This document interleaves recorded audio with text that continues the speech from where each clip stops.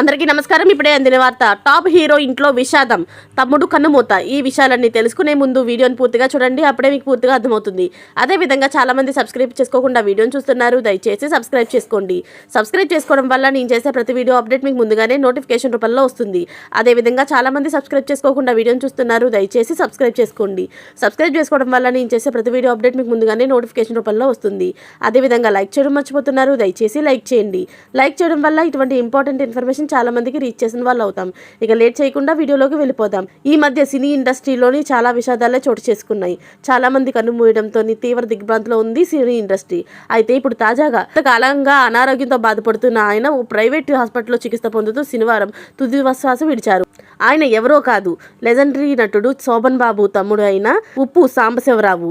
ఆయన ఈ మధ్యన కొంతకాలంగా అనారోగ్యంతో బాధపడుతూ ఆయన ఓ ప్రైవేట్ హాస్పిటల్లో చికిత్స పొందుతూ కన్నుమూశారు.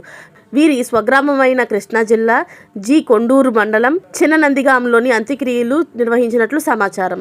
సాంబశివరావు మృతితో చిన్ననందిగామ గ్రామంలోని విషాద ఛాయలు అలుముకున్నాయి.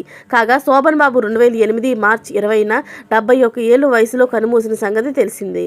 ఇప్పుడు ఆయన సోదరుడు కన్నుమూశారు. ఇలాంటి లేటెస్ట్ అప్డేట్స్ అన్ని మీరు ముందుగానే పొందాలి అనుకుంటే ఛానల్ని సబ్స్క్రైబ్ చేసుకోండి. అలాగే పక్కనే ఉన్న గంట సింబల్ క్లిక్ చేయడం మర్చిపోకండి. Thanks for watching friends.